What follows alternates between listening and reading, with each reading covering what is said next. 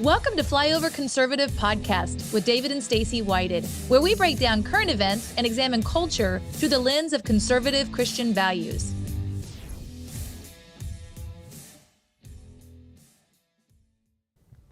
Yay, welcome! We are so excited to be with you today. If you're new to Flyover Conservatives, our slogan is wake up, speak up, and show up. And you want to talk about Americans that are waking up, speaking up, and showing up with everything that's going on with Epstein and Bongino and Bondi. We're going to be talking about that today, and we would love to hear what you think about it as well. So put it in the comments. We are live and excited to hear what you have to say. We really do want a lot of your comments today because we're going to be looking at those and having kind of an interactive conversation with you guys, because this is time for like a family meeting, you know, a little bit.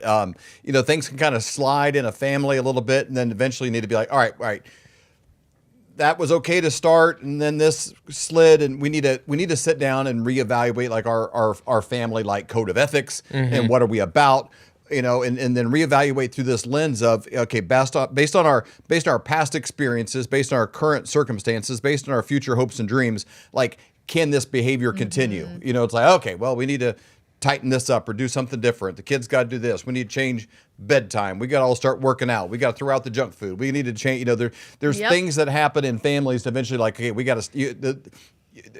This friend circle's got to change. You know, you look at these things and you got to like stop because time goes by, and then like it comes to this point where you ask yourself, what's acceptable based on our standards?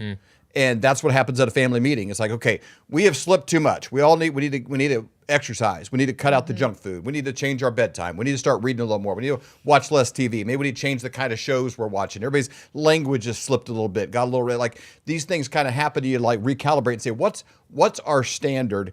And what's kind of fringy and like what's not acceptable. This is alarms going off. What's acceptable? So we're going to be asking you some of those questions today. And in the words of the mask, Jim Carrey, it's time for an overhaul. Time for an overhaul. So we're extremely curious what you guys think on some of these topics as we get into today. But we're incredibly excited. Yes. In kind of a weird way. You know, it's good that we're in a country where we can have this discussion.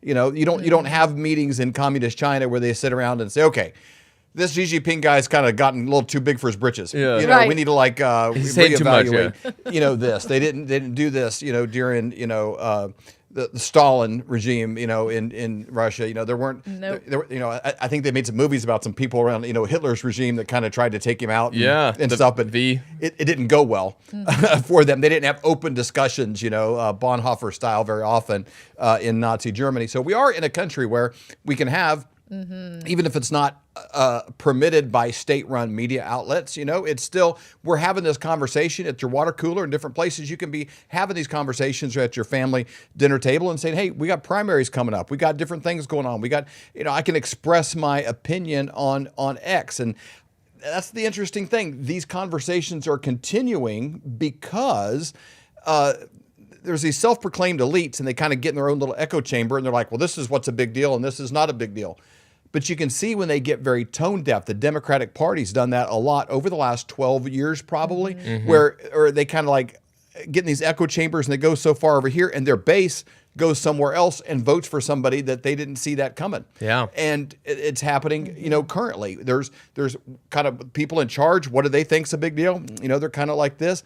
But then the people are having maybe a different conversation. So it's exciting that we can do that. I saw Tim Pool sitting down with an interview. It might have been at the event this last weekend, but he was talking with somebody about liberals versus conservatism, and he was just saying, like, liberals really became almost a cult where you can't even ever exchange ideas and have conversations. He goes, you look at, like, you know, the MAGA movement, not necessarily like neoconservatives, but the MAGA movement, where it's so broad and so diverse, where, you know, you look at like Trump, former Democrat, RFK, former Democrat, Tulsi Gabbard, former Democrat, but it wasn't necessarily even about Democrat versus Republican. It was about being able to have these conversations that brought them over. And made America the most important, you know, where truly it is about make America great again. It is about our country, not a party. Yeah. And defining your standard. And again, that's why I kind of make this analogy to a family where you're like, okay, this isn't who we are as a family. We need to, you know, get our homework done. We need to,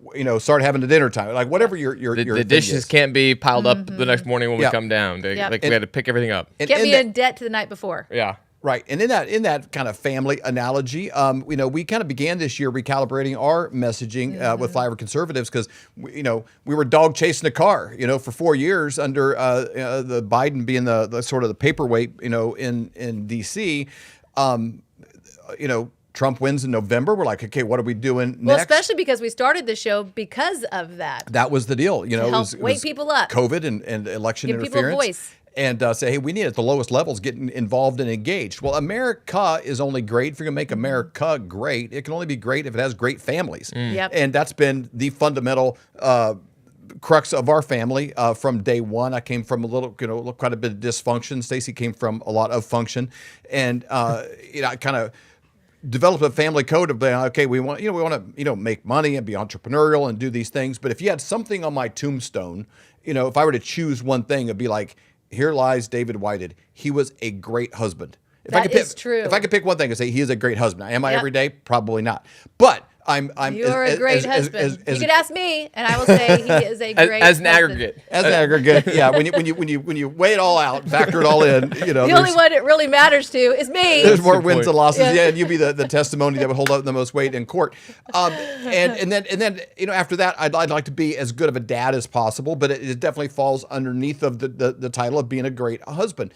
And so it sent me down a path of studying marriages and what does it take to succeed. Why do some do well and others some just maybe just don't get divorced? Is that great? So or white knuckling it all the way to the end. Yep. And for 25 years, we did a lot of business conferences, which would morph into these little private mini dinners and breakfasts where people pull aside and be like, okay, we're doing good in these areas, but man, how do you guys making your marriage work? And so we would kind of like work with couples one-on-one. We did a lot of pre-marriage stuff. People would come to us over the years and do things like that. And so Clay Clark and our kids and a lot of people said, hey, why don't you guys put together everything since we're kind of in this little flux here in January of like, what's this going to look like with inauguration, all these things happening, put together a marriage course. And so we did that. And we're offering that for you guys today. Yeah, it was really, really a great process. Colton was really the person pushing to make that happen. I had the steering wheel in my hands. I was You like, did. we're gonna get this thing done. This is 10 years into your marriage. Yeah. I And have a when great your marriage. son comes to you and be like, hey, I think you guys should do so, that really means a lot. Yeah. That you did that. And so Colton created the website prosperousmarriage.com.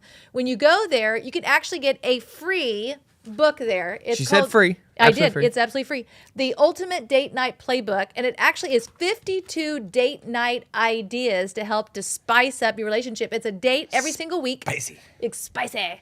And so, it's different things from doing stuff at home to actually getaways that you can do it. This is a really fun book to conversation starter. So it's absolutely free. Just go to the website, put in your information. It'll be sent to your email, directly to your email.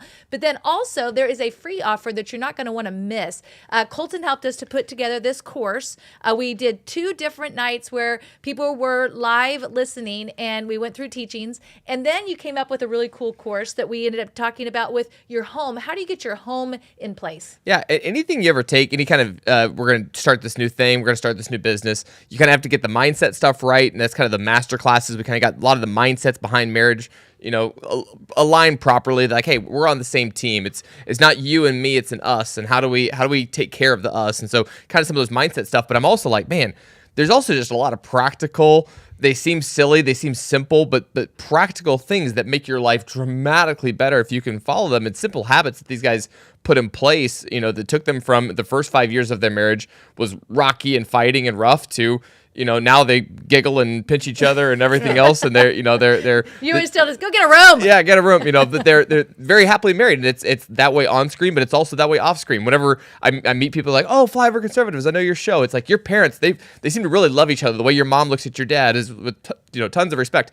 That is earned in private with these simple habits that they've put in place. So we have this amazing course we put together. It's like 3 different modules, 15 lessons, all the stuff on just how to run a great home, from your calendar to the flow to, like you said, we need a family meeting. Well, how do you run a family meeting like that? What does that look like? To dinners, and how do you run a dinner as a family, and all kinds of different stuff. So we put all this stuff together. So if you get the free date night playbook, the next page takes you to this, where you can actually see all the different stuff. And then we have a one-time offer there for you where you can put it all together. And we try to make it something that was incredibly affordable to everybody. Less than $100. Less than $100 for all the greatest secret tips and tricks that they put together over 25 years. I've attended a lot of stuff where it's like it really is $1,000. They say it's 10,000, it's 1,000 and stuff like that. We really put this thing together for less than $100. So I think it's a really, really, really incredible value. That's a one-time offer when you go through prosperousmarriage.com, and we put that together at the beginning of this year. Took us 32 years and quite a few broken dishes and some tears. That is true. And we also did something every year for our marriage, invest into it. Went to workshops, classes, and things like that. Some of them were good, some of them weren't, but we've accumulated ideas from mentors and things throughout the time. And we haven't married, 50 years or something yet, but we married 32, and they've mostly all been great. Absolutely. Yep. That's exactly right. And we got some people popping on here. We got American-born girl from Indiana. Thank you for popping on this morning. Boots7, we love you too. Love you Thanks too. for the rose and the stars. Appreciate that. We got Virginia on here. Monstava. We got Fort Worth, Texas. Shalom. Taylor, shalom. One Lady Shine. Thank you guys for coming on. Really appreciate your comments here. We got a weird topic today. We were talking about it beforehand, and there's all kinds of different angles and all kinds of different takes and all kinds of different perspectives and thoughts. And well, it comes back to standards, like we said with family. Like what's your standard? On any area, you need a standard on your diet, on your spending. You're like, man, the credit card's max. We got the, you have standards of like, hey, this isn't trending. This does not go in the right way. And something that seems to be kind of nonpartisan, and that people kind of come together when you can break through a lot of barriers. Some people, like some of these things, like sex outside of marriage. It's like, it's not really my standard. It's a good idea. You may have, living together, outside of marriage versus not. It's like, we're kind of, a lot of things. There's all these, deals. The part where people kind of come together universally, I think in every country, every culture, you come together is a sexual harm to a child. Yeah. Yep. Sure. Even people in prison, if somebody's a You're pedophile, like, from what I've heard, never been to prison, but from what I've heard, if somebody's a pedophile and they come into prison, it is not good for that They're the person. first target. Yeah, it is, even when the bar is really low, the standard's really low in an area like that, for that it's like one of the worst crimes. Abusing a child in any way, mentally, emotionally, physically. And the sort of that bar that like everyone agrees on. There is no like, well, kind of, based, I identify as, all that goes out the window when you're talking about a sexual crime to a child. Yep. And when you look at the news cycle over the last several years, again, we've had to kind of separate. And we talked about this with Israel. It's like, okay, I stand with Israel. Does that mean I like everything Mossad does or their government or things? You got to be mature enough to kind of like, okay, kind of how do you separate, these kind of issues? I love America.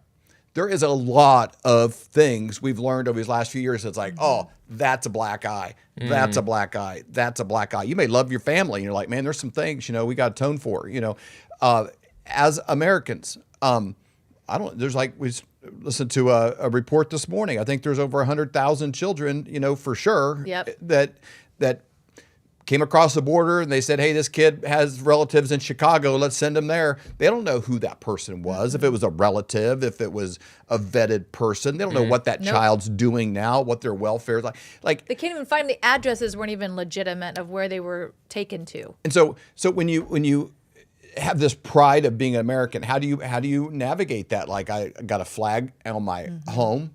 I'd say I'm as much of a Lee Greenwood, proud to be American person, in the world. But we're also a country that basically facilitated and our taxpayer money funded a massive, conveyor belt of children that are unaccounted for, and we don't even know where they are. And be like those are things that, like, as Americans, we need to have a meeting at the table and say, hey, if you're a Democrat, you're a Republican, you're an independent, you don't even vote. And you're like, oh my gosh, that's wrong. Yeah. That's wrong. And then, and it's like a flow chart that goes into lots of these categories. And what's been the face of it, if it was a book and every chapter was going to be a black eye on something in our country, and every chapter of that book was something that makes your stomach turn that somebody in a prison would be like, dude, I robbed a bank. I robbed a bank and killed some people, but that's messed up. That's messed up. Republican, Democrat. I mean, I don't care. I don't care who it would say. Every chapter in this book could be a scar or a black eye on our country, but the cover of the book would have to have the picture of Jeffrey Epstein. Yep. And as this keeps burning, and I think Trump's tone deafness, or for whatever reason, we're kind of dissect maybe some possibilities here with that today, certain things just kind of blow away. Somebody shot Donald Trump in the ear a year ago, and it kind of went away. Yeah. That's a pretty big deal. How do you how do you shoot one of the most popular people in the entire world, the leading candidate, for a presidential election, in the ear? And it's like, just kind of nobody really knows why. Just kind of went. And he was a lone gunman. Is all himself. Why was he in BlackRock commercials? Is like what was the story with this? Massive weirdness, and it goes away. Jeffrey Epstein is not going away. No. In a world where the news cycle lasts a few minutes, this story is not going away. We're looking at 16 years, or I'm sorry, 6 years. Is that right? Well, since his demise, since his death, 6 years. Whoever caused it, I think it was August 2019. August 10th, 2019. So we're coming up on how many years? 6. 6 years in August. And that wasn't his first arrest. He was famous years and years before that, more famous for being this, data collector, let's just say that, and blackmailer, and being involved in. He's arrested in Florida, and there's all these things. So whatever this book on the black eyes that America has on the level of crime that everybody universally agrees on of sexual crimes to. And I want to establish one other thing here right now. I don't care if somebody was 16 or 17 or 6. It's all dark and it's all wrong. Yeah, There isn't like, these were teen girls and minors. Children are children, and however the world tries to redefine this, it's not. I don't care if it's school teachers with high school kids or give a new or name. anything. Children don't have the ability to be with a person that owns a jet and consensually agree to sexual activity. It's just period. And so this guy's going to be on the cover of the book, and the book, every chapter could be a black eye on America when it comes to whether there's a chapter on the border, there's a chapter on Hollywood, there's a chapter on whatever. He would be on the cover of the book. He'd be on the thumbnail. He'd be on the cover of the DVD as we get into this. And the first thing we'll kind of break in, somebody we've really valued as a source of wisdom. We've been coming up on our third conference, coming up in September, the Vault Conference with Patrick Bet-David. I listen to him. He's kind of a rational mind because he's a doer, a business builder, and kind of has the life experience and business experience to kind of analyze things with a clear mind. And something that you've always done is when you kind of come in and you're like, man, there's so many different sides of the Rubik's Cube. What are people that are very wise doing about this? Yeah, you look for wisdom and you seek out wisdom, and you listen to that. And Pat, no matter what someone throws on the table, Pat always seems to come from a perspective of wisdom. So when stuff kind of gets crazy, he's one of the first voices I like to turn to. Like, what's he saying? What's his take? What's his perspective on this? And he had a response. What did he say? He did, yeah. He had a whole tweet on this, and it came after Trump. We'll play the video here in a second, but Trump kind of put a smackdown on the reporter about Epstein. But Patrick said, shocking. The DOJ and FBI have officially determined, 1, there's no proof Jeffrey Epstein was murdered. 2, that he didn't maintain a list of clients. 3, nor did he blackmail high-profile individuals. This is a terrible look on the FBI and the DOJ. No one believes this, not his haters, not his supporters, not his diehard supporters, not even Ghislaine Maxwell. However, I have a ton of questions, but let's first start with the few possibilities of their final conclusions is, 1, maybe they're right. Maybe they found nothing and the rest of the skeptics are all conspiracy kooks. Number 2, maybe they know something the rest of us don't know. Maybe there's a valid reason for their conclusion that we're not at a pay grade to know. Maybe voters should trust the president's decision making to see what the long-term outcome will be. Again, these are all just different sides of the Rubik's Cube here. He's like, the side's yellow, the side's red. He kind of is like playing with the Rubik's Cube. Number 3, maybe there's a ton of evidence of people being held hostage through blackmail that helps keep the whole thing together. Maybe Mossad and CIA collectively have a ton of evidence that can bring down some powerful people, that this is a way of the administration holding them accountable. Whatever word you use, blackmail equals accountable equals hostage. This could be very useful when getting things done or getting countries to get in line. Who knows? And this is something we've talked about. Like we've kind of played with these different angles as well over dinner and lunch and other meals. Yeah. Number 4, maybe he was actively working with Mossad, sending intel to them that empowered Israel. It gave them a certain backbone to push some of the most powerful people in the world the same way the Italian mafia did with J. Edgar Hoover in the early days of the FBI. I believe we should entertain all possibilities. But I have a few other questions.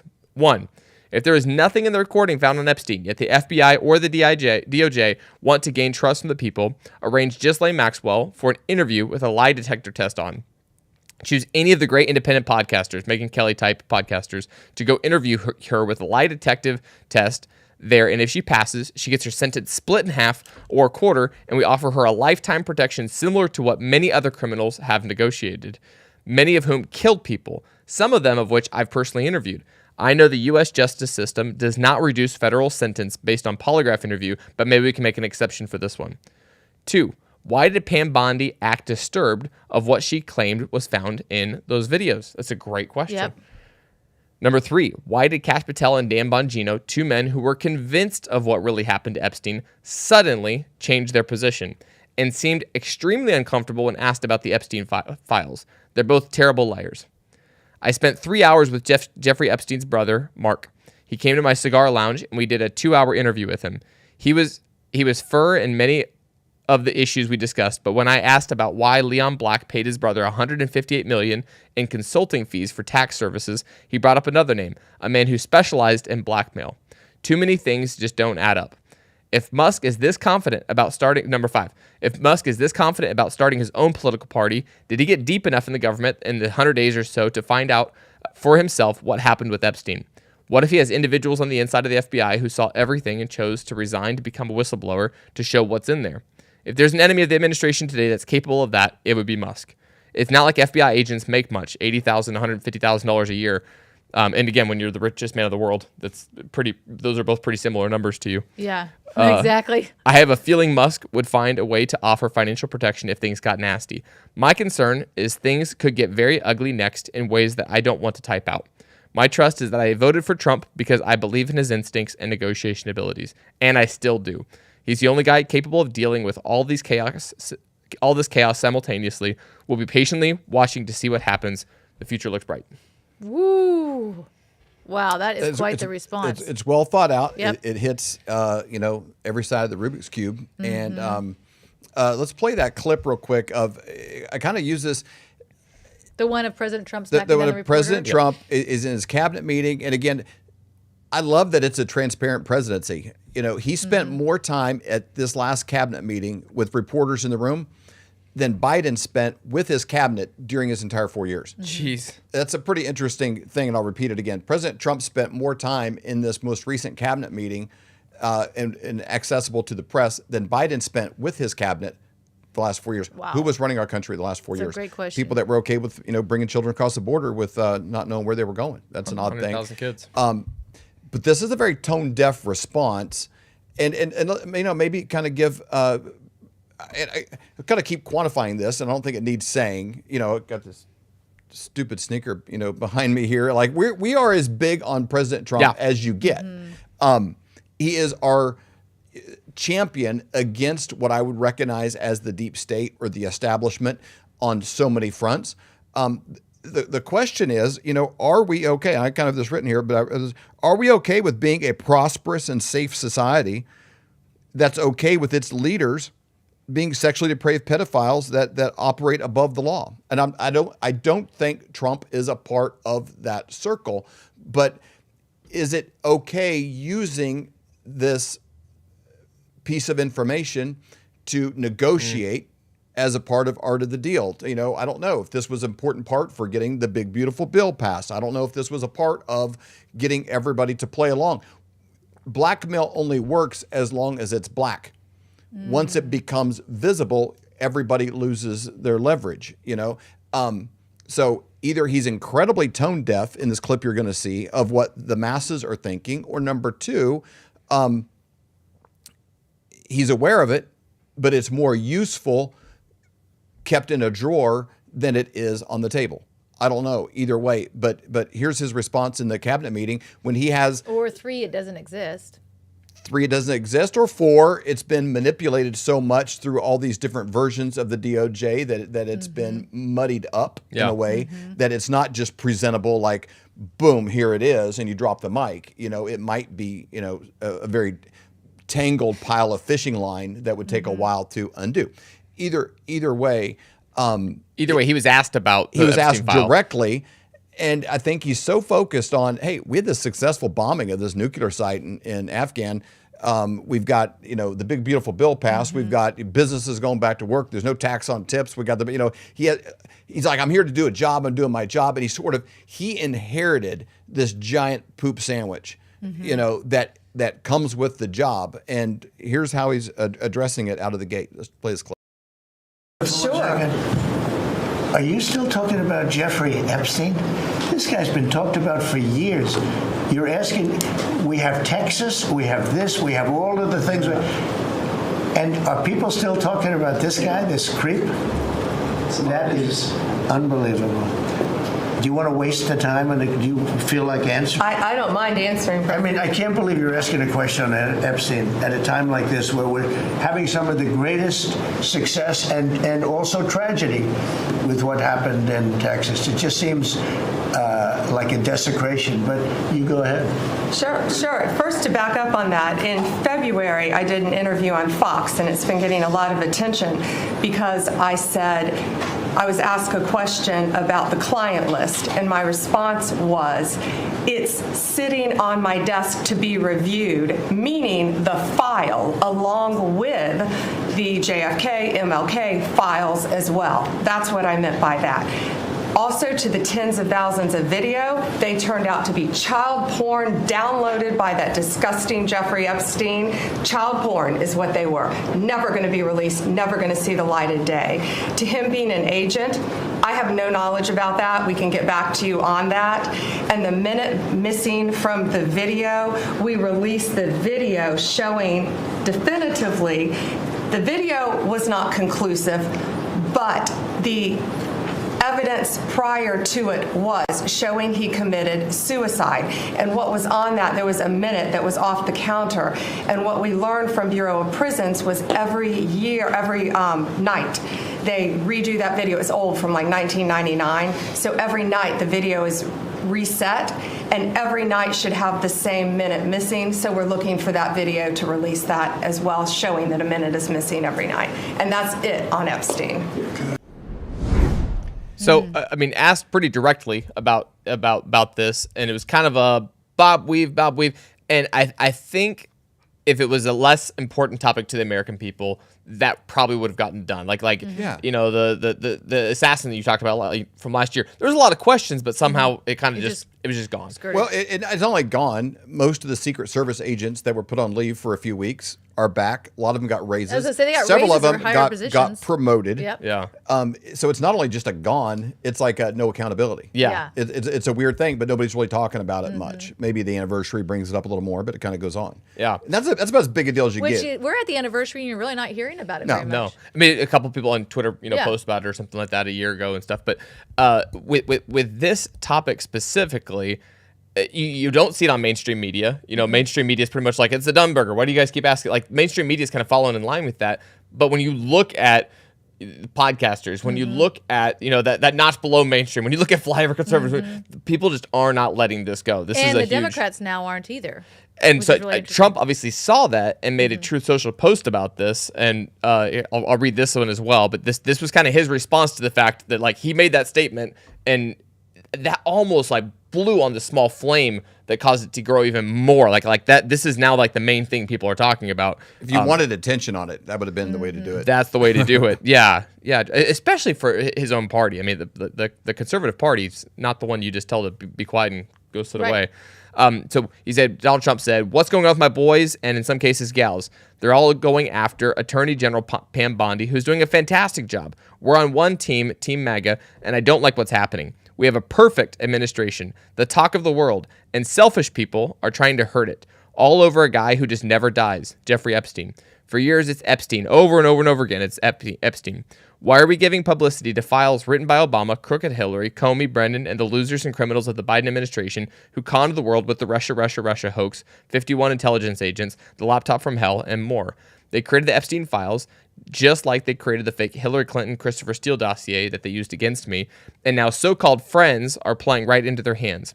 Why didn't these radical left lunatics release the Epstein files? If there was anything in there that could have hurt the MAGA movement, why didn't they use it? They haven't even given up on the John F. Kennedy, Martin Luther King Jr. files. No matter how much success we've had securing the border, deporting criminals, fixing the economy, energy dominance, and safer world where Iran will not have nuclear weapons, it's never enough for some people. We are about to achieve more in 6 months than any other administration has achieved in over 100 years, and we have so much more to do. We are saving our country and making America great again, which will continue to be our complete priority. The left is imploding. Kash Patel and the FBI must be focused on investigating voter fraud, political corruption, Act Blue, and the rigged and stolen election of 2020, and arresting thugs and criminals instead of spending month after month looking at nothing but the same old radical left-inspired documents on Jeffrey Epstein. Let Pam Bondi do her job. She's great. The 2020 election was rigged and stolen, and they tried to do the same thing in 2024.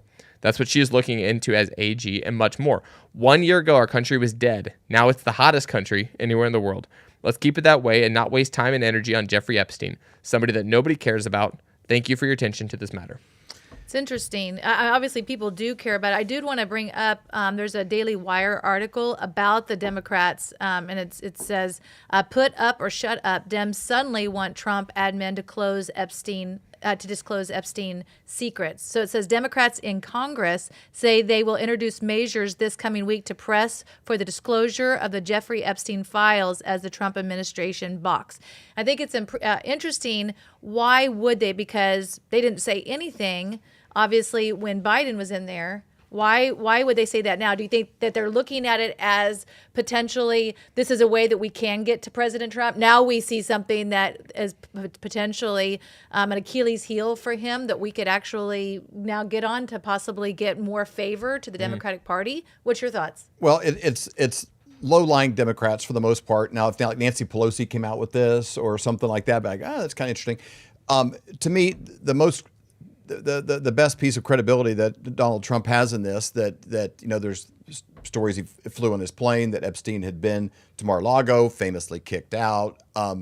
If the Dems had an ounce of anything, because look how far they went with artificially created Jeffrey Steele dossier. Yeah. So if they had an ounce of something On Trump? I personally think this is an intelligence gathering operation by somebody that was working for an intelligence agency that has been used by both parties to keep people in line for a long time. You don't see political parties vote down ballot up and down in agreement behind things of natural accord. It doesn't happen organically. Why does everyone tend to go to D.C. and get the Potomac flu, and stop seeing things clearly? Why does somebody that seems as slimy as Lindsey Graham tend to thrive in that space? It's because not only is there trash on them, there's trash they have on others. It's how that cesspool survives, and it's DC is as full of demonic symbology and their buildings to how tall they are to the place that they're located. And the whole, if you say something is based in satanic rituals and imagery, well, how does Satan work? He works on shame, guilt, making you operate from a place of brokenness. There's a quote we use a lot in our marriage class that Jesus knows your sin and calls you by your name. Satan knows your name but calls you by your sin. That is the daily operation, method of operation in the city of D.C. So it's a corrupt, broken place full of demonic strongholds. If that's, to me, having this information in a drawer and everybody has versions of it is what happens. Donald Trump is the most vetted human being to ever run for a public office, and his warts and all came to the stage day one. If they did as much damage with an Access Hollywood tape that they had sat on for a couple of years and then went forward with it based on his comment there, what would they have done if there was a picture of him on the island? No way. To me, none of that makes any sense. It just, to me, looks like intelligence agencies Yeah. with intel gathering garbage that serves them better being on a drawer than it does it being on the table. I want to reference something too. Somebody down there, references the Q post from July of 2020, Q post 4577 that lists names. That's a thing.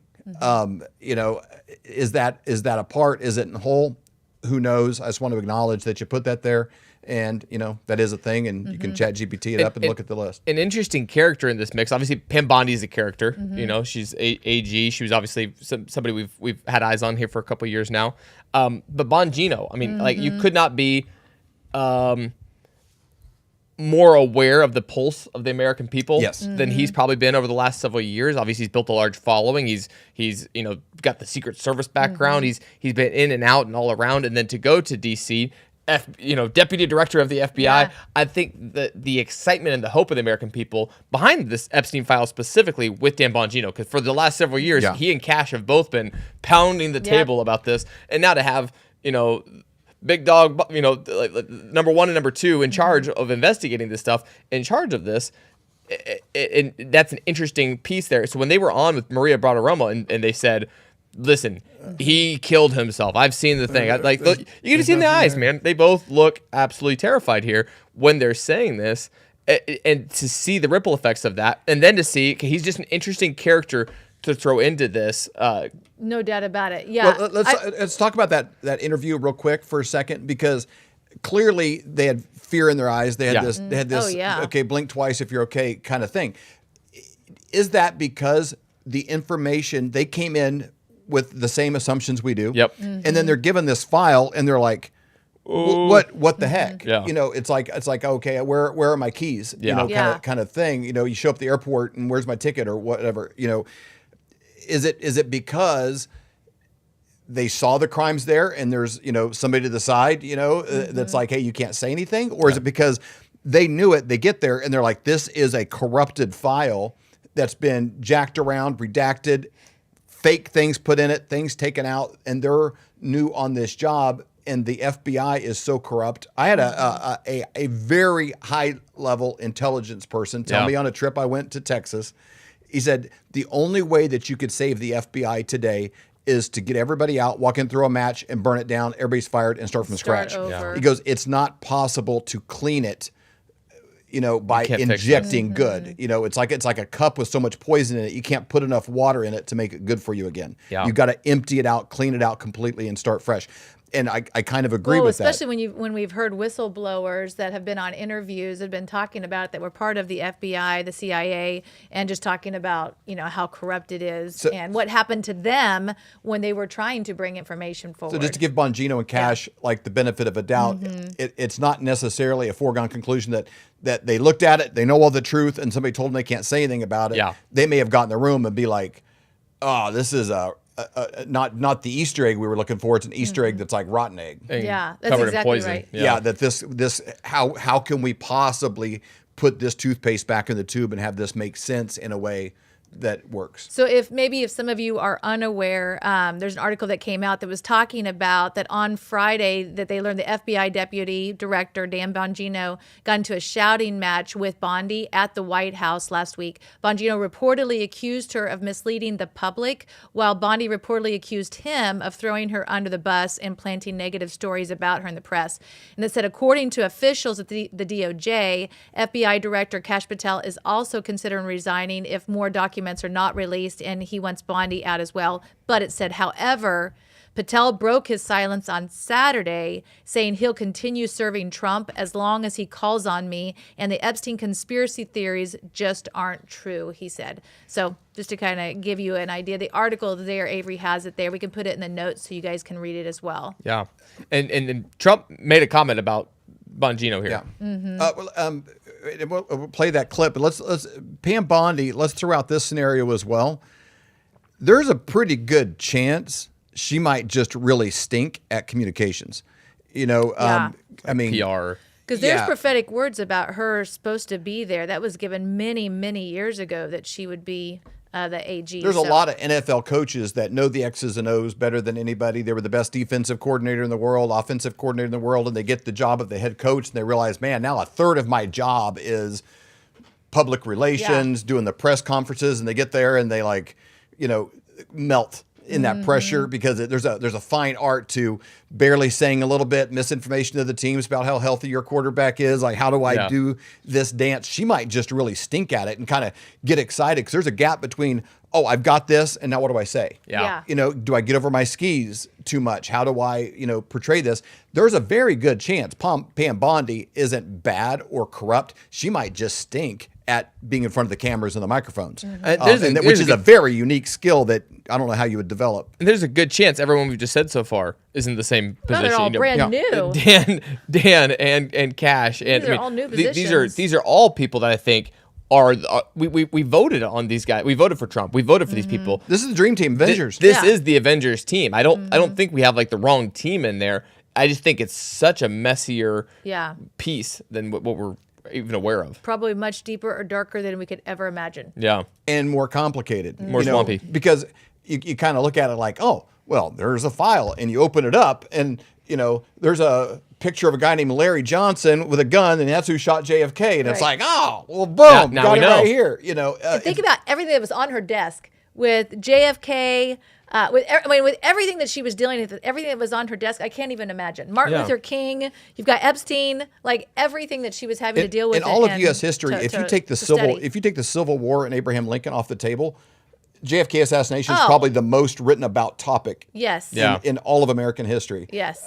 With the most experts. There's this new generations of people that weren't even alive when it happened, writing new books about it and are interested. And it just continues to go on. It's so deep. So she's going to come in. There's 3 files, and it's got a little Pendaflex folder there, and you open it up with a ribbon, and it's like, oh, well, heck of a deal, and it's like. This little, brief that lays it out. It's going to take a long time, for anybody that's putting that stuff out. So for sure, though, the American people, and specifically conservatives, apparently Democrats too, but the American people are not going to just let this go. Like the Epstein thing, 6 years later, when you you said it from the very beginning, when you talk about kids. Yeah, there's a line. I saw that comment down here. No matter what, I mean, I get politics. I understand swampy. I understand you get there and it's kind of like, oh, this is messier than I thought. I understand that, and it probably is a poison pill and everything else. But the people are not going to just let go of 100,000 kids that were sent out and all the stuff that we already know. There's things you think, things and there's things we know that. We can't unthink. It's not going to go away. So with the administration kind of unraveling, I think the Democrats are jumping on board with this because they see it's kind of like when your enemy is kind of fighting, within, come along and maybe whisper in one of their ears, and you should have heard what he said and you weren't there. Right. Kind of a thing. Yeah. It's like somebody at a bar that's kind of talking to 2 people, kind of getting them riled up. Yeah. I don't think that they necessarily want complete transparency and the whole world should know everything. I don't think there's a Democrat in the world that would want any more transparency than they can get away with. Totally. But if they can increase the amount of division in the administration, 2 thumbs up. If President Trump's having to replace his attorney general, it's like a replay of his first term, where with Jeff Sessions and having to, kind of backtrack all of that. That is a big problem.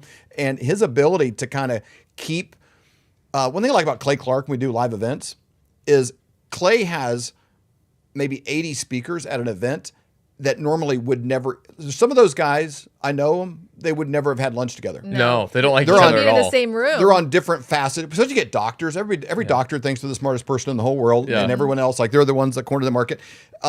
He gets doctors on every different side of the COVID vax and what happened and this and that. He has enough. Clay has a strong enough leadership ability that he can create a big enough tent to get people that aren't an echo chamber, together. And you feel Trump's the same way. Trump is the exact same way. He's famous for it. And let's play the clip. I want to say this real fast. Stiletto Warrior, I like the name a lot, said no matter what excuse made about the non-release of information, the problem is we were lied to. Again, they could have simply just said, we're not ready to release anything. That is a really great response. And just as a practice out there, this is kind of back to the marriage stuff, like dating tip, if you're young, single guys out there, never mess with somebody with the handle Stiletto Warrior. I love Just that. Period. Like, I don't know anything else about her, but like somebody that has the guts to make that your handle on Rumble, you're already on an alternative channel. You've already probably been kicked off of YouTube and Facebook, and you're on here, Stiletto Warrior. That's not somebody to be trifled with. No, You're on your I like eighth that. Facebook Jill. She takes your earrings off. You know, this is about to get crazy. Yeah.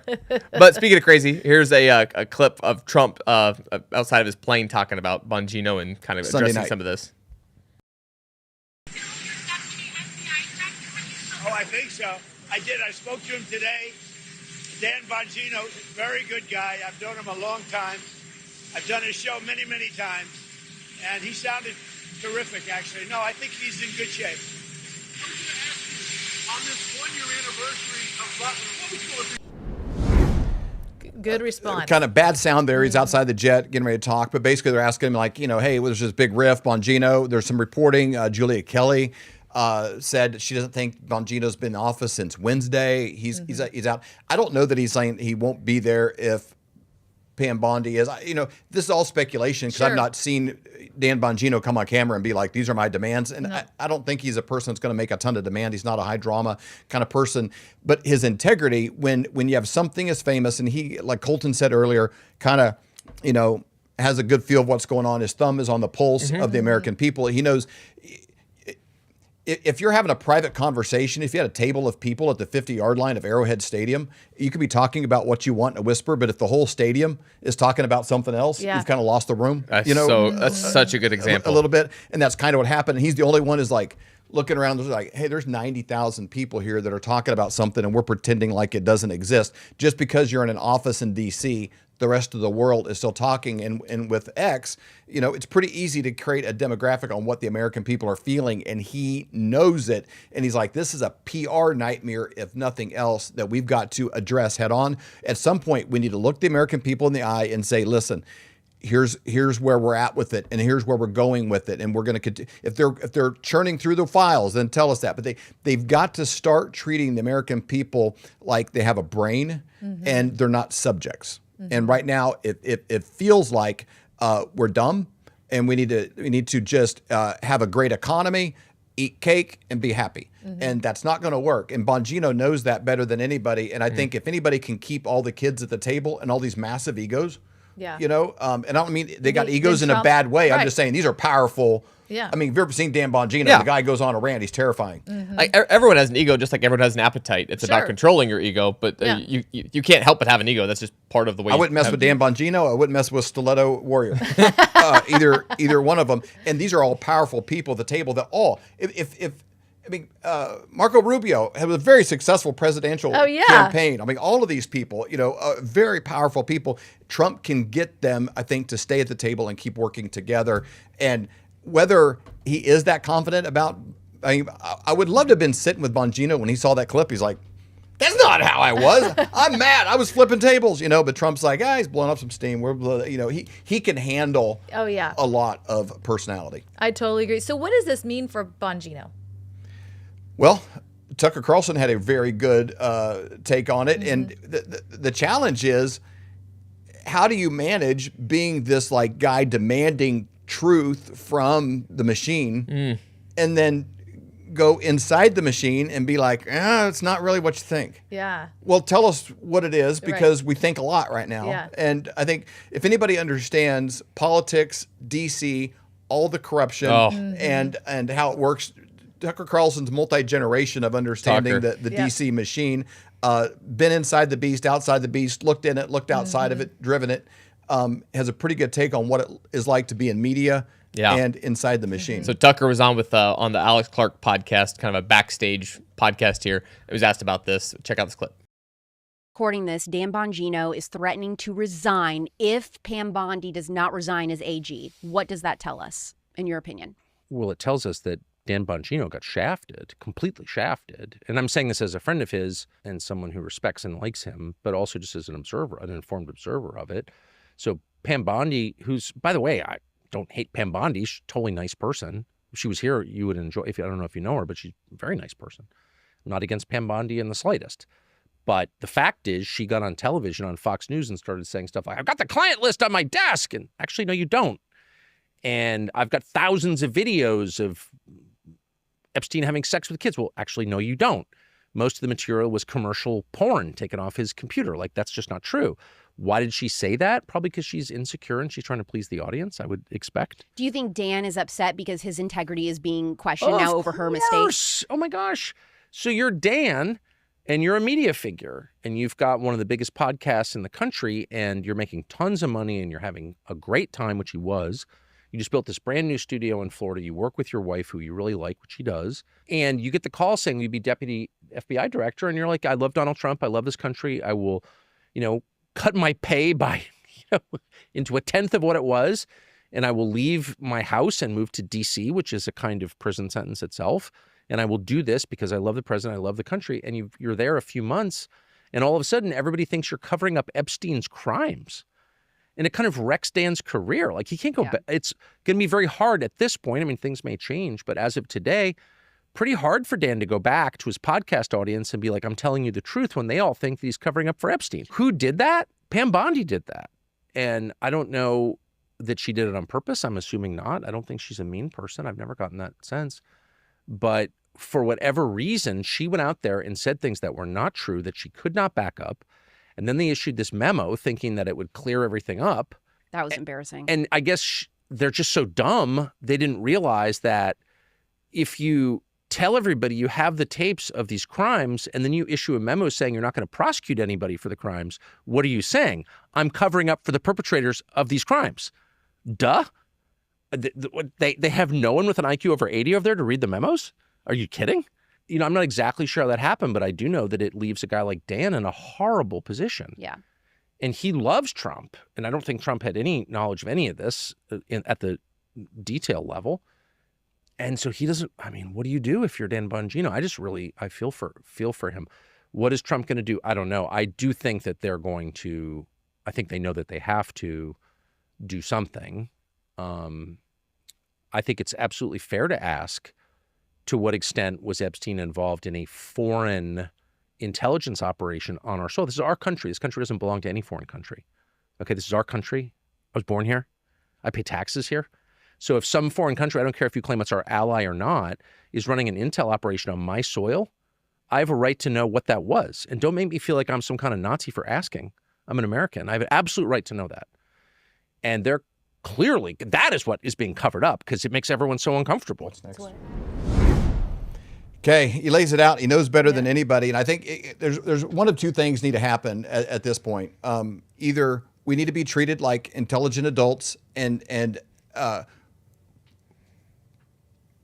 let's go back to football analogies, but most NFL teams are owned by a person. The Green Bay Packers are owned by the city. They're owned by the community. It's a shareholder representation. I think if you attend a game as a Packers fan, you're kind of like, I like what they're doing with the place here. I'm a shareholder in America. I am a citizen. I pay taxes. We should all look at this as we're shareholders here. Mm-hmm. We're not subjects. We don't have a king. We don't have a monarchy. We don't kiss the rings. Anybody that is in charge is because we let them be in charge. They were selected by a community of their peers at whatever level of the hierarchy of public service, and they work for us. We're not subjects of any president, of any senator, of any congressman, of any judge. Everybody serves at our discretion as the shareholders or stakeholders in this country. That's how it should be.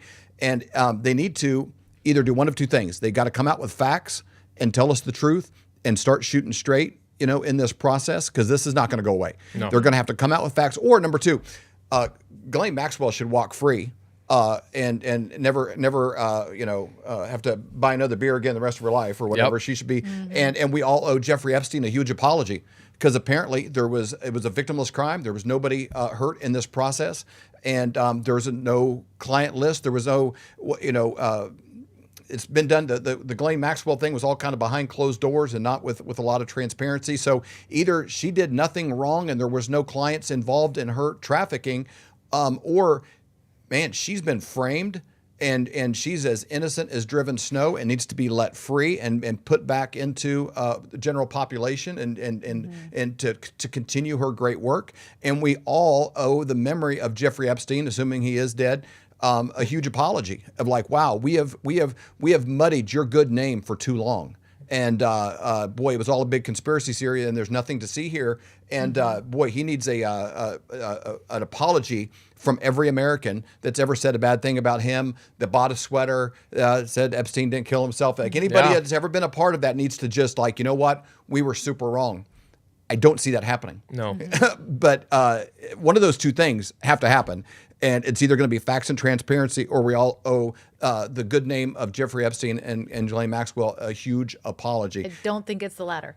I do not think it's the latter. And the other factor that's kind of an unspoken sort of elephant in the room here is the moral compass of our country, from the music to Hollywood to our school system. You can't be surprised when the most famous crimes going on are crimes of pedophilia and sexual crimes. When every single library in America, there's 3 of them within 5 miles of my house right now, paid for by taxpayer funds, have cartoon-based pedophilia books in them. When every single grade school in America, from small towns in states like Missouri to Montana to California to New York, all are teaching sexual debauchery to our children. We cannot have a country that ends up with a high-level standard while we're injecting debauchery into the lowest levels of our schools.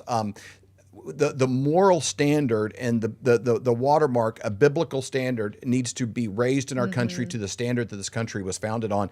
And that for sure has to change no matter what our leaders do. We have to demand more by a higher level standard within our own selves. And leading from the church out needs to clean house. And there needs to be a cleaning and a reckoning from the top to the bottom. There is no doubt about it. And again, every week I do the prophetic report. And in the prophetic report this last Wednesday, there was a lot about that God is not shutting his eyes to what's happened to our children, that there is a justice coming for that, that the education system is changing. You can find that by going to Rumble, Flyover Conservatives. There was questions about Pam Bondi. I can put that back out so you guys can see that prophetic word about Pam Bondi as well.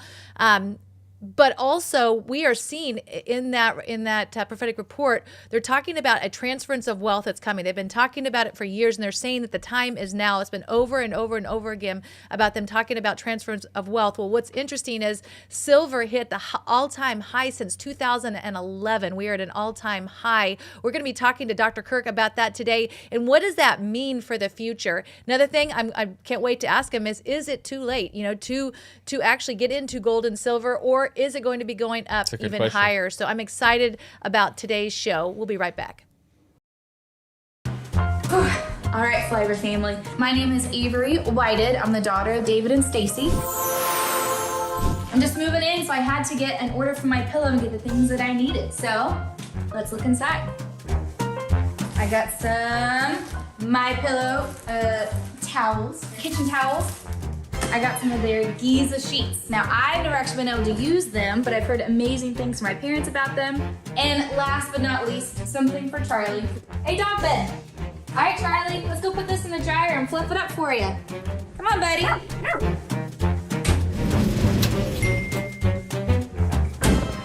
Nice and warm and fluffy. Perfect for my little guy. Come here, Charlie. All right, if you want to get your own products, go to mypillow.com and use promo code Flyover to save up to 66% off.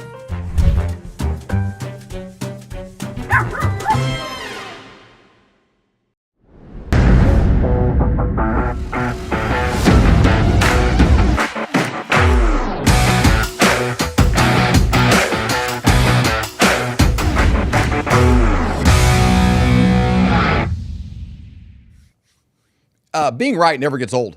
And, that's true. But even if it takes a while, it's like raising kids. You give them advice, and they're like, you don't know what you're talking about. Then like they become parents. Yeah, they become parents, and then they kind of come back to you, and you're like, oh, that's why you were kind of grumpy all the time. You never got any sleep. No, they're like, you're so smart. And like, oh, that's a good idea, and that's why you do this and stuff. There's a lot of areas like pays off. Like that. It's good to play the long game. And when we're talking about currency, we're talking about investments, we're talking about really every area of life. There's a difference between something that's fake and something that's real. Yep. This is fake. We kind of all know that. It's monopoly money.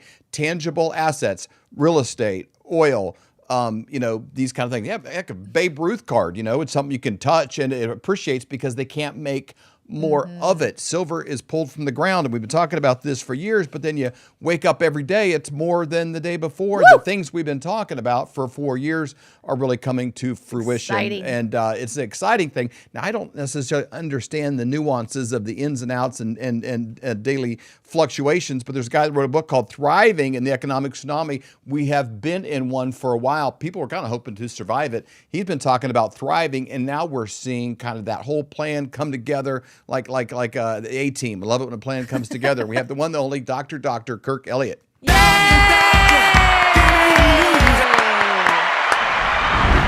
Welcome. Hey, how are you doing? Great. I think that guy's name was Hannibal. He was the leader on the A-Team. And I don't know if they had the real A-Team, not the new movies. You had like Mr. T, Pity the Fool, and Face, and Murdoch, and all that. Kind of dating myself. I can't believe you remember their names. I Bro, know. I couldn't wait till Thursday night because I think it came on right after Dukes of _Hazzard. So that was kind of the highlight of my very, very simple life growing up on the farm in the Midwest. But those came on Thursday nights, and those I love it when a plan comes together. And you've had a plan. You've been laying this thing out. You saw silver in 2011 take major spikes. There they are. That's the greatest. Yay, there's the real A-Team.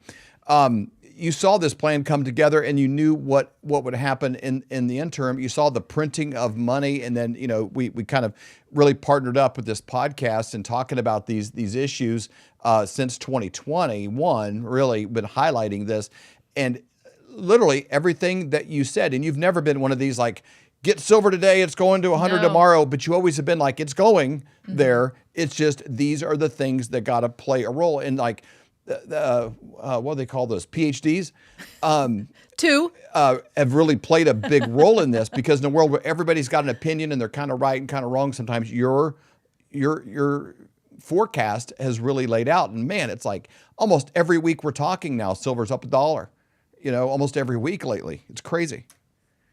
Well, I think that's where my PhDs really came in handy is in the sense of you never want to have anything that's based on like opinion. You always research, check, double check, triple check, and then you have your hypothesis and you say, okay, this is based on logic. This is where we think it should go, which is why I've never had a pie in the sky story, right? My brain just doesn't think like that.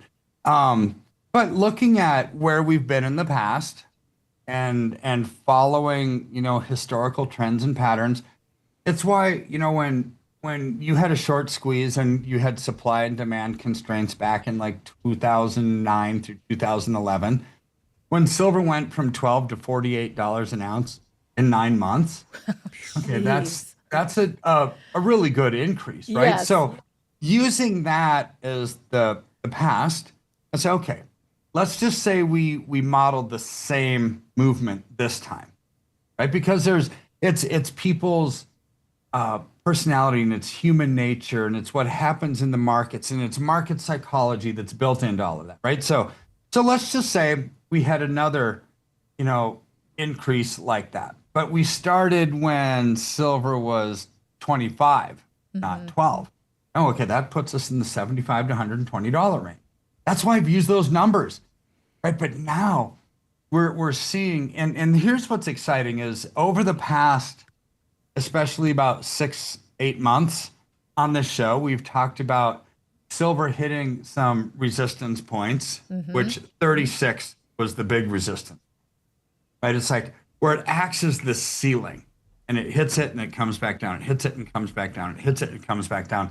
And it was consolidating for a while, which I told everybody, this is very, very strong for a market. Just like what gold is doing now. Gold is now doing that consolidation pattern that silver did earlier in the year. That's healthy. It like builds a new springboard for the next leg up. So once you decisively move past that, like it breaks out, well, then that former resistance now becomes support. It becomes the floor. This is what we're seeing in the silver market. So I was reading this report by 𝗕𝗢𝗓𝗏, which I think is brilliant, by the way, with the bubble report. He's very, very good. Well, see, this chart that you have on the screen shows that consolidation pattern, right? And throughout history there, you can see like where it kind of patterns out a little bit, it goes sideways for a bit, and then there's a jump up. Right? You can see that, right before the one that we're at now, you can see before that big leg down, there was a consolidation pattern and it jumped up, and it just happens. It's just how the markets work. So now that we've blown past this, we went from 36 and then went to 37. Then we went to 38 like it was nobody's business. And now we're like at 39. Like, what? And this has all happened in like a week and a half. I mean, this isn't like, oh yeah, we went from 36 to 39 in 2 years, and this is like a week and a half, right? It's just really amazing. But why? See, why is this kind of stuff happening, right? So when you look at these charts and say, okay, this is really a great time to get in, but why is it a good time to get in? So there was one day last week that the number of shorts, banks shorting silver, was 483 million ounces in one day. Okay, so let's put that into perspective. You could say, so what, Kirk? I mean, is that a big number or is it a small number? Okay, 483 million ounces is 57% of the entire world's mining supply in 1 year. Okay, so this is a massive amount to short. So when you short something, to explain it, it means that you're wanting to keep the price down, or you're expecting the price to come down. And it's leveraged. So when you buy futures or options and you're shorting the markets, you're expecting them to go down. And as a big bank, you make money when it goes down. But if it goes up and you were wrong, you lose money hand over fist. I mean, you lose money at a ratio of like 20 to 1 multiplier as it goes in the wrong direction. So these big banks, either somebody was the worst trader on the planet when they put 483 million ounces of shorts on last week, and silver's like bumped up like $1 since then. They're losing so much money. Either they're the worst trader in the world, or profit wasn't their motive. It's just like, how could profit not be their motive? Well, what if it's an egregious foreign country? What if it's China? China says, hey, look, let's really stick it to these big banks, right? And destroy the banking system in the West, because as they go up, as silver starts to drive up, then these banks lose so much money they could truly go out of business. Silicon Valley Bank, Signature Bank, First Republic, Credit Suisse, when they all went under a couple years ago, what we could see right now is something significantly worse than that, because those regional banks don't have a lot of short contracts, silver, gold. They don't have a lot of derivatives exposure like these big banks. So when this starts to happen, and China knows that the big banks like JP Morgan Chase, Bank of America, HSBC already have massive short positions, and somebody added a bunch more, what's China going to do?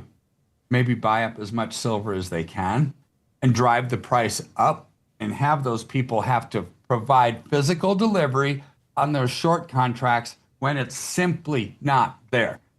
They could truly go out of business. This could be the capitalization crunch that kills the banking system. I mean, so as you look at this, it's like, okay, that's a plausible explanation. The second one is that it's truly just people thinking these inflationary pressures are extreme. We want something that's safe. We don't trust the stock market anymore, right? And it's a flight for quality. But to me, it always boils down to something much more simpler than what anybody possibly is trying to think or speculate or anything like that. Any investment that we ever have, whether it's gold or whether it's silver, whether it's real estate or a stock or a bond or anything, the prices are going to go up because of supply and demand. That's it. Right? You have low supply and high demand, the prices are going to go up. You have high supply and low demand, and the prices are going to come down. Right? So what we're seeing right now is very low supply. And what we're seeing right now is very high demand. I don't see a time when that's going to change anytime real soon. So everybody who's been waiting and waiting and waiting, and And over the last few years, I mean, I got an email this morning, literally this morning. Somebody said, well, I think it's about time that I invest in silver because it's finally starting to do something. Like, what? Perception is so weird sometimes. It's like silver was $17 an ounce 3.5 years ago. Today it's 40. Is not 130% gain not good enough for you? What do you mean it hasn't done anything, right? But people they're hearing about gold and how gold is doing so good, and that's all that's on the news because gold is a news hawk, right? But it's like, well, gold isn't doing as good as silver, but it gets all the news, so people's perceptions are just wrong. But the reality is, silver has done really, really well. And it's going to continue to do so because of these fundamental forces that are causing it to move.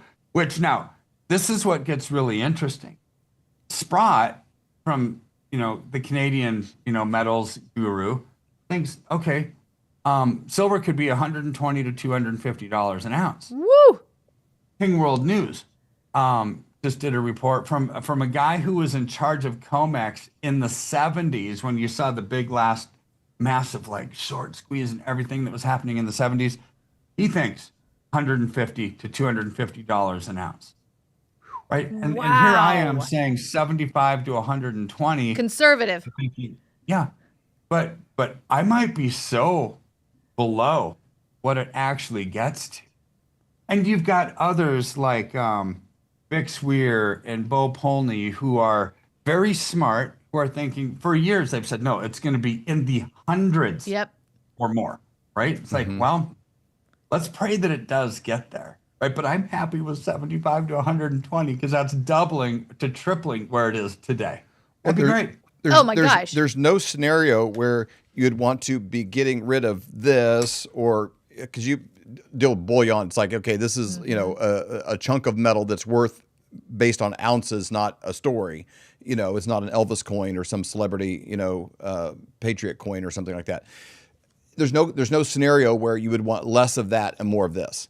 Like every version of everything that could possibly happen is, you just don't want to be in this. Every $30-some that you could pull out of your budget and get an ounce of silver, like that is the move. Not like, oh, I don't have a lot of money. I've been hearing that from people forever. If you found $30 in your budget every month to cut out, you've been doing that the last 4 years we've been talking, every one of these you get rid of and get into this, it's seed to be able to participate in a transference of wealth. There is no scenario where you'd want less of this and more of this. Right. And for those of on Apple only, I'm holding $1 and 10 ounces of silver. You would only want tangible assets.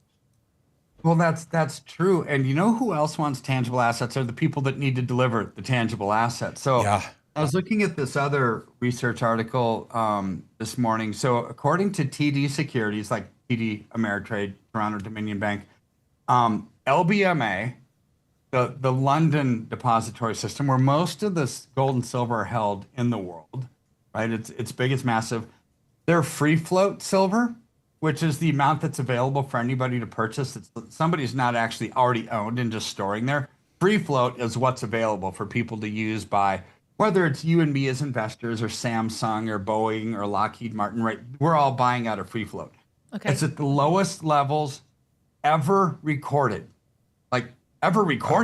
Which means it means it's got to go up then based on what you said earlier, right? So based on demand, the price has to go up because people want it and there's not very much. Low supply, high demand. And the silver markets, they can't rebalance without a physical squeeze, right? This is what's going to happen is whether it's a manufacturer or an investor, they're going to say, no, we don't want to settle in cash. We want to settle in physical delivery. Well, it's not there, right? What if it's not there, they're going to have to start offering big, massive, huge prices to get it. So lease rates now in London, which are people leasing, London can lease their metals from people that have it, right? And so it's just like renting it out. Okay. Saying, what are they paying? 4.5% a month, right? So it's like, wow, they really need the metal to provide physical delivery, so much so that they're paying people 4.5% just to get it. right? And so, but I wouldn't do that. Not in a bajillion years would I do that, because there's no guarantee that they're going to be able to get it back. So don't fall for the trick that, oh yeah, we're going to make 4.5%. This is going to be great. I mean, that lease rate is amazing, but what does that tell us? It has really low supply. They're starting to pay a high premium just to get assets in so they can provide physical delivery on it. The lease rates tell us a big story, and that is there is no supply when lease rates start to get that high. So bottom line is, what do we do with all this information? Do we do something with it, or is it just noise? Good question. Yeah, I don't want to talk just to hear myself talk, right? I want to sound the alarm that people should act on this information. When you've got that little supply, the lowest physical amounts of holdings in London in history, and demanded as a sky-high number, no wonder silver is jumping from 36 to 37, 38, 39 in like a week and a half. I mean, this is something wild. Well, don't just watch it. Take advantage of it, right? I mean, so give us a call. We'll help you. It's not hard. You can do it with your IRAs, with any cash accounts that you have.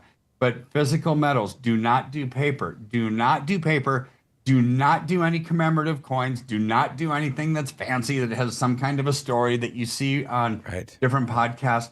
It is garbage, and you never want to overpay for your stuff, right? Which is why we do bullion. It's got an easy exit. It's 100% liquid.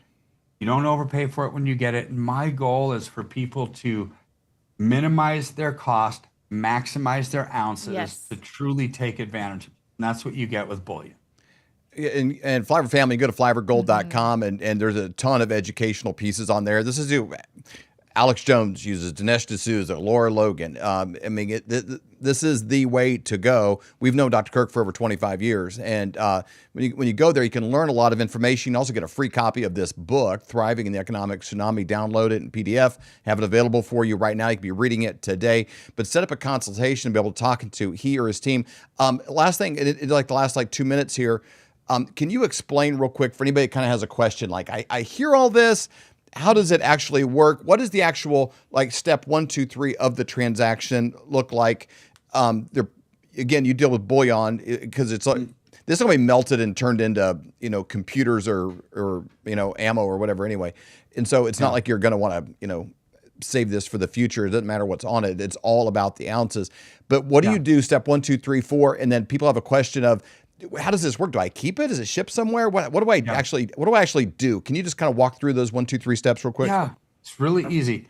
Step number 1, either call us at 720-605-3900 or fill out the form that you have on that website at flyovergold.com. Either one comes to the same place. If you call us, they'll just say David and Stacy sent you. Then we'll schedule an appointment with you to talk to one of my consultants, which will then dive in deep into your questions and your dreams and what you want done. It's like, are you trying to protect? Do you want to grow? For years, we've been talking about protection, but right now, asset protection, insurance against a collapsing currency is almost secondary to the growth that you're missing out on, right? So you get both. You get safety and you get growth. So then you'll talk to one of our consultants. My team will roll the funds over. Either you wire a check to us if it's a non-IRA, and we call you when the funds get here and say, hey, your funds came in. You want to store it at a depository, or do you want it at home? The only decision you have to make, and then we'll get it shipped out, whether we ship it to the depository or to the bank. In an IRA, you just have to fill out the application. It takes 15 minutes and a transfer form to move the funds from company A over to us. Once it gets there, process is the same. We give you a call, say, hey, we got your funds. Let's get you allocated. You give us the go-ahead because it's your money, not ours. We don't do anything without your express written permission on it. We're just there to guide you, right? To get you on target. It's your job to pull the trigger because it's your money, not mine. And that's truly not the end. That's where our relationship begins. Because then moving forward, we'll send out weekly video emails letting you know what I'm seeing spiritually, politically, economically, what we should be careful of, what you should be joyful about. And when it's time to sell, liquidate, lock in your profits, I'll let you know. My goal is not to just be in precious metals, because my goal is to take advantage of the move. And when it's time to get out, we'll get out. I'll let you know, because we want to be wise stewards with what God's. And there's zero commissions when you sell. When the time is right. That is so good. And there's zero commissions when you sell. And I mean, that is just that one feature alone shows your heart for people, because you're buying at this price, it rises to here. You don't pay a commission on all of those gains. It's just when you get it, and then all of that wealth is captured, for yourself. And also, I mentioned, we've toured the facility in Texas. We've talked to Tark, the owner of Texas Precious Metals. That is like the most secure facility inside of the most secure facility inside of the most secure facility that you could possibly have, with many. It's the safest place your metals could be stored in our country. And you are, I don't know if you're the number one largest bullion dealer broker, in our country, but if not, you're close to the most number of these transactions of anybody in this space. And so you're dealing with the best of the best, storing it with the best of the best. And you've been through this cycle a few times, and you kind of know what you're doing with it. I'm really excited about what's coming along. And as crazy as things are, this is sort of almost like the harvest, what we're running into this next, I don't know, month, 6 months, year, as this increase comes, silver finally being recognized for what it's worth, and this artificial suppression is being lifted. And it's I don't know. I started the show. It's kind of fun to play the long game and be right, and that's exactly what's happening, with real assets. So Flyover family, go to flyovergold.com, flyovergold.com. Fill out your information, set up that free consultation. Do it today. You will be so glad that you did. Dr. Kirk, thank you so much for your time. We really appreciate it. It's my pleasure. Thank you. Everyone is talking about this. The one thing that's very important part of my portfolio all these years is gold. As gold hit all-time highs already this year. And get a free info kit on gold today. It's called silver. Gold coin. And though we are thrilled that everyone is talking about investing in precious metals, a lot of these 1-800 numbers will make you feel like just another transaction. That's why it's crucial to work with a person, not a faceless institution, when it comes to your finances. You deserve to be treated like family, not just another number. Dr. Kirk Elliott, who we've known for over 25 years, he doesn't just sell gold and silver. He offers trust, care, and a personal touch that an impersonal institution could never match. So when it comes to securing your financial future, don't just call a company, call a person. Call Dr. Kirk Elliott at 720-605-3900 or visit flyovergold.com to learn more. Have you ever found yourself without thawed meat for dinner? Flyovermeat.com is made from the entire cow, not just the leftover pieces for hamburger. It's the steak, the filet, it's every single part of the cow, freeze-dried and can be rehydrated in 5 to 10 minutes, so it's ready anytime you are. You can use it in chili. That's my very favorite. You can use it in tacos. You can have your Taco Tuesday. You can put it in stew and casseroles. You can even make regular hamburgers out of it. It's lightweight, easy to transport. You can take it camping, on trips, travel, anytime, anywhere you want to go, it's ready to go. So go to flyovermeat.com. Make sure you use your promo code FLYOVER for your discount. It's really hard because, you see that with, any kind of dietary thing that comes out there, whether people think a paleo diet is good, a ketogenic diet is good, a vegan diet. We always see these processed food companies stick the label on there. They adjust their products around a little bit to meet some arbitrary criteria, and it's still junk food and it's still garbage. And, good for them to getting artificial dyes out of the food, but it's not going to move the needle that much. They might make some small incremental shifts, which will be, applauded and lauded as they should be. But the reality is, in my view, it's going to take, obviously constant education on all of our parts to get the message out there. It's going to get people that actually want to feel healthy and feel good. And it's going to take the population as a whole to shift away from this stuff to drive the market. Because, you've got to, like I tell people, if you're tired of these companies literally poisoning you, then stop giving them your money. You just got to stop buying these stuff and then spend your money elsewhere on people that are doing money the right talks. thing. So money talks. That's right. Yeah. God put an immune system inside of you that knows exactly how to protect it against all poisons, all infections, and how to detox it out of you. We are told by the American medical establishment that the design of the human body is flawed, God did not design it adequately, and he forgot to put an immune system to protect the baby from ever contracting the hepatitis B virus. And so within 24 hours, every perfectly designed child in the womb of the mother, born in America, is then injected with poisons. Yeah. Why do you want to trust man's science over the design of God? God designed it perfectly. He's all-knowing and all-perfect. And anybody out there who's believing men and women in science that your baby needs vaccines, all of you need to repent once you realize we are actually trusting man, that they can make the creation of God better. You profess your belief in an all-knowing, all-seeing, all-perfect God. Well, he created your body perfectly. Why don't you act like it? I don't think that the previous presidents were negotiating from a place of weakness. I don't think they were negotiating at all. I mean, their agenda was completely different than Trump's. Trump's wants to make America great again. The other presidents wanted to have a globalized union. They just said, okay, globalized world, take whatever you want. Because we want a communist socialist utopia where one the world people government that have come down and the people that don't come up, and we meet somewhere in the middle, and they'll say everybody's going to be equally wealthy. I would say everybody's going to be equally poor under the throes of a government juggernaut that's going to weigh people down, and creativity would go away when there's no reason for advancement. Right? Why would you start a company if you're never really truly going to succeed? I mean, the globalist agenda is so bad for humanity, right? But they think that it's equally fair. And it's so important, this whole American spirit. That's really what got us through over these last, 4 or 5 years. Dave and I were talking about that on our walk today. Truly, when you get knocked down, you come up fighting. And I think that the deep state really thought that when they knocked us down, whether it be with COVID, what we saw on January 6th, just across the board, that I think they thought when they were, arresting parents that were showing up at school board meetings, I think that they thought that they would knock us down and that we wouldn't come up swinging. And I think they were very surprised that we did come up swinging, and we're actually better and stronger than we were before.